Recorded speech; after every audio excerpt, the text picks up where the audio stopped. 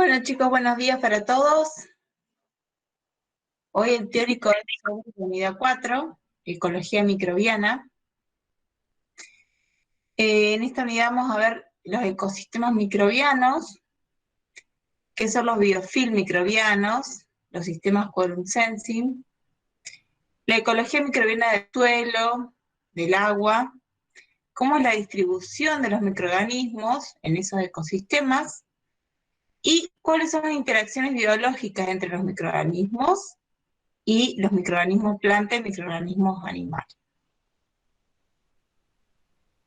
Ustedes ya saben que cualquier cosa me preguntan, no hay problema.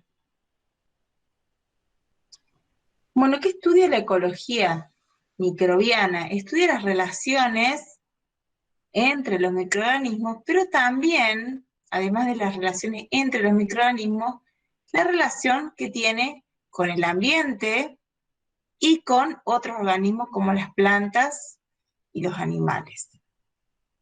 Los microorganismos no están aislados sino en los ecosistemas, sino que están inmersos en un medio donde están interaccionando entre ellos y con otros organismos. Y a la vez, en esa interacción también modifican el medio.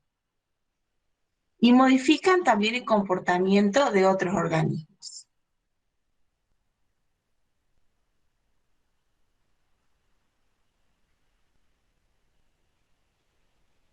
¿Cómo se organizan los microorganismos en la naturaleza? Viven en comunidades microbianas.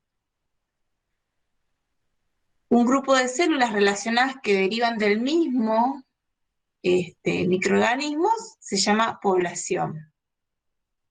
Poblaciones relacionadas metabólicamente se llaman gremios, y un conjunto de gremios de poblaciones es una comunidad, que es como viven, ¿sí?, los microorganismos en la naturaleza.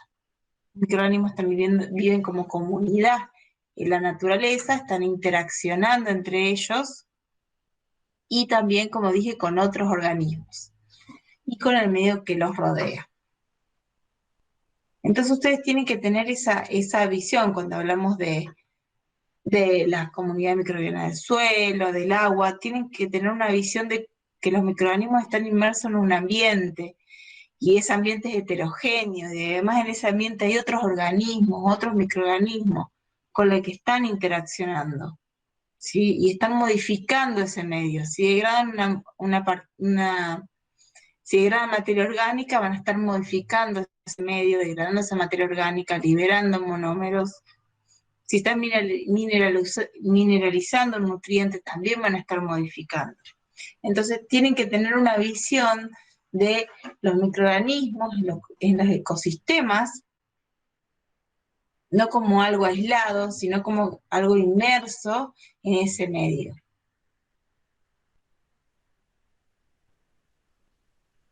¿Sí? Acá como ejemplo, le pongo, bueno, es un corte de suelo, donde tenemos raíces de plantas, tenemos otros animales, tenemos bacterias, ¿sí?, hongos, esporas de hongos, y están en ese ambiente inmersos los microorganismos, y hay otros organismos, y hay otras estructuras, y hay muchos factores abióticos, y en ese ambiente van a estar los microorganismos, viviendo, interaccionando, y de las condiciones de ese ambiente va a depender qué microorganismos se puedan desarrollar, cuáles se desarrollen mejor, y a su vez el cambio que producen en ese ambiente también va a beneficiar o perjudicar a otros microorganismos y a otros organismos. Nosotros, ¿sí?, en las superficies mucosas, en la cavidad oral, por ejemplo, en nuestra piel, tenemos microorganismos que viven, ¿sí?, y que están, viviendo ahí. Muchos microorganismos que nosotros tenemos, o sea, en el tracto intestinal, por ejemplo, tenemos microorganismos que nos ayudan, ¿sí? Y muchos microorganismos incluso sintetizan ciertas vitaminas que nosotros necesitamos. Por lo tanto, también nos benefician. Y no hay que ver los microorganismos solo como patógenos, sino que hay que también verlos como organismos que viven con nosotros y que muchas veces producen beneficios para nosotros.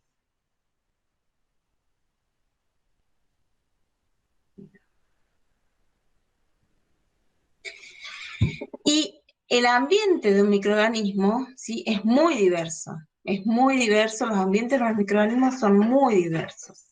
Y podemos hablar, cuando hablamos de microorganismos, de microambientes.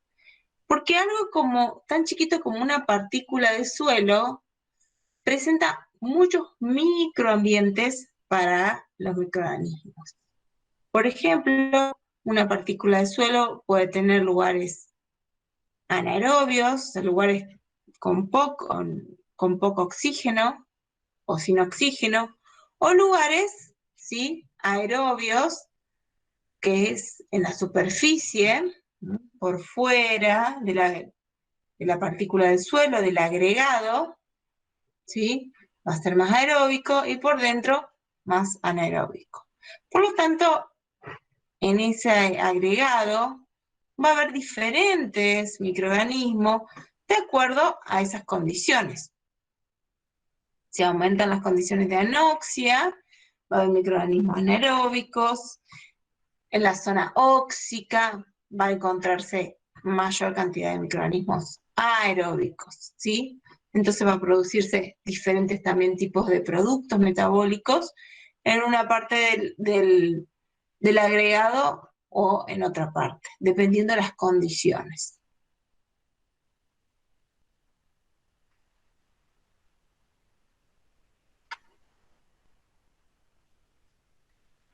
Y bueno, hay muchos recursos y condiciones que gobiernan el crecimiento microbiano, ¿sí?, en la naturaleza. La clase pasada, ¿qué factores vimos que son importantes? ¿Qué factores ambientales que son importantes para el crecimiento microbiano? El oxígeno, La temperatura. el pH. El pH, la disponibilidad de agua, humedad, el oxígeno. El pH, la temperatura, la disponibilidad de agua, el oxígeno, ¿sí? Son condiciones y son factores que van a regular el crecimiento microbiano. Y hay otros también, como recursos, como el carbono, nitrógeno, ¿sí?, las fuentes de carbono, las fuentes de nutrientes, de macronutrientes, de micronutrientes, factores de crecimiento, van a afectar el crecimiento de los microorganismos. En algunos también es importante la luz, ¿sí? Como por ejemplo en los fotótrofos es importante también la luz para la regulación del crecimiento, ¿sí? Y en la naturaleza, ¿sí?, es diferente la cantidad de nutrientes que podemos encontrar en la naturaleza, por lo tanto la velocidad de crecimiento en la naturaleza va a ser diferente. Si nosotros colocamos un microorganismo en un medio de cultivo, en ese medio de cultivo les vamos a brindar las mejores condiciones de humedad, le vamos a incubar a la mejor condición de temperatura, le vamos a proveer de fuentes de nutrientes, fuentes de carbono, de micronutrientes, para que crezca lo mejor posible. Ahora eso en la naturaleza, muchas veces, la mayoría de las veces, no ocurre. Por lo tanto, los tiempos de generación que nosotros podemos observar en un medio cultivo en laboratorio es diferente a lo que esa bacteria pueda tener en su ambiente natural, ¿sí? ¿Por qué? Porque en un ambiente natural no hay una gran disponibilidad de nutrientes o generalmente los nutrientes están disponibles en forma intermitente, por ejemplo, cuando hay una cosecha o en otoño cuando caen las hojas, hay una gran cantidad de aporte de materia orgánica. Muchas veces también las condiciones. Por ahí puede caer una gran cantidad de rastrojo, de hojas, pero no están dadas las condiciones de humedad. Entonces, también eso afecta el crecimiento microbiano. Entonces, las condiciones no siempre son las adecuadas, las fuentes de nutrientes no siempre son las adecuadas, y a veces están en algunos momentos que son aprovechados por los microorganismos para poder desarrollarse y crecer, y vienen otros momentos de escasez de nutrientes, de carbono o de condiciones adversas, en donde disminuye la población de los microorganismos y hay competencia también entre esos microorganismos y muchas veces se desarrollan los mejores competitivamente. Entonces, es diferente el crecimiento, ¿sí? Si bien obviamente está regulada por las condiciones y los recursos, tanto en laboratorio y en el ambiente. Bueno, en el laboratorio nosotros les brindamos todas las condiciones necesarias para que puedan crecer y que puedan crecer a una velocidad bastante alta, mientras que muchas veces en la naturaleza eso no se encuentra. Entonces generalmente tienen menor velocidad de crecimiento y eso, como les comenté, se debe a la baja disponibilidad de nutrientes, a que la distribución de nutrientes en el hábitat microbiano no es uniforme y que los microorganismos viven en comunidades. Por lo tanto, se enfrentan a los efectos competitivos, ¿sí? No están aislados como para, bueno, sí, ahí están las condiciones adecuadas, ese microorganismo puede crecer todo lo que quiere, no. Va a haber otros también microorganismos que van a querer esos nutrientes, entonces van a tener que competir por esos nutrientes.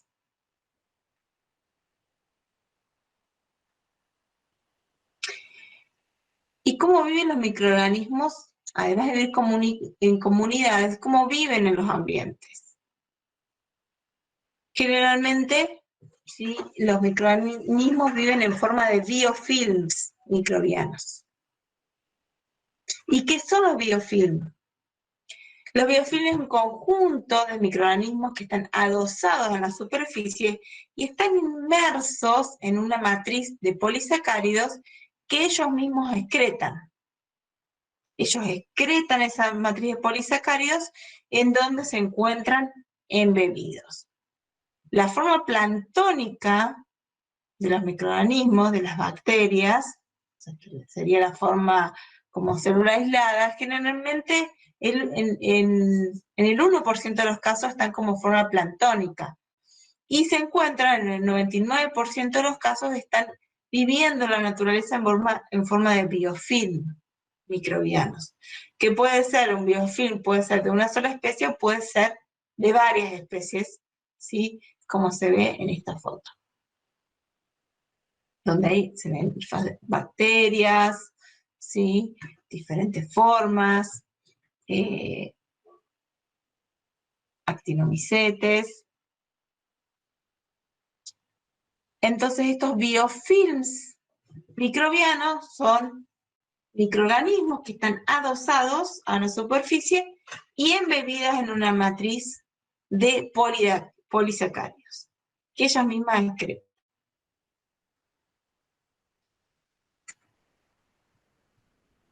¿Y dónde se pueden adherir? Se pueden adherir a rocas, se pueden adherir a una hoja que están descomponiendo, se pueden adherir también a una partícula de materia orgánica. Cualquier superficie sirve para que se adhiera. Y esa forma de vivir en biofilm le da muchas ventajas. Le da resistencia a diferentes antimicrobianos, le da ese biofilm, absorbe mayor cantidad de nutrientes, también le da resistencia física, por ejemplo, al agua. Entonces es una ventaja vivir en forma de biofilm. ¿Y cómo se forman los biofilms? Tiene un ciclo vital el biofilm que se puede dividir en adhesión, crecimiento y separación o desprendimiento. En la adhesión, las células planctónicas, que están en vida libre, se adhieren a una superficie y empiezan a duplicarse. Empiezan a duplicarse, formando una microcolonia, similar a lo que se puede ver en una placa de Petri. Y luego, cuando se tiene una densidad suficiente de bacterias, hay un mecanismo, un sistema de comunicación que se llama quorum sensing, y ese quorum sensing hace que se forme el biofilm maduro, que se comiencen a excretar esos polisacáridos. Si acá ven esto, lo verde, ¿sí? Sería la matriz de exopolisacáridos, en donde quedan inmersas todas las bacterias. El biofilm maduro le da muchas ventajas, sí, a las bacterias, ¿sí? Como resistencia a factores abióticos, resistencia a antimicrobianos. Este biofilm absorbe mayor cantidad de nutrientes. Además, muchas veces lo que una produce puede ser utilizada por otra bacteria. Y hay una tercera etapa de separación o desprendimiento en donde se puede, por diferentes causas, se puede desprender un pedazo de biofilm e ir a colonizar una nueva superficie. Ese es el ciclo vital de biofilm. Ahora, ¿qué es el quorum sensing que hace que se desarrolle el biofilm? Es una forma de comunicación microbiana en la cual regula la expresión de los genes en función de la densidad poblacional. O sea, que este quorum sensing asegura que un número suficiente de bacterias se organicen y regulen una acción, que por ejemplo en este caso es la formación de biofilm. O sea que es una comunicación entre las células para poder organizarse y generar una acción. En este caso, las bacterias que están en las microcolonias, mediante esa comunicación de quorum sensing, se organizan para formar el biofilm maduro. Comenzar a excretar esos polisacáridos y formar el biofilm maduro. ¿Sí? En esa comunicación, que es mediante diferentes moléculas, se activan estos genes para formar el biofilm. Tiene que haber una cierta densidad de células. Y esa comunicación de quorum sensing organiza esa expresión de esos genes para que se realice una acción. En este caso, la formación de biofilm. Este sistema de comunicación de quorum sensing también sirve para expresar genes de virulencia, para expresar bioluminiscencia,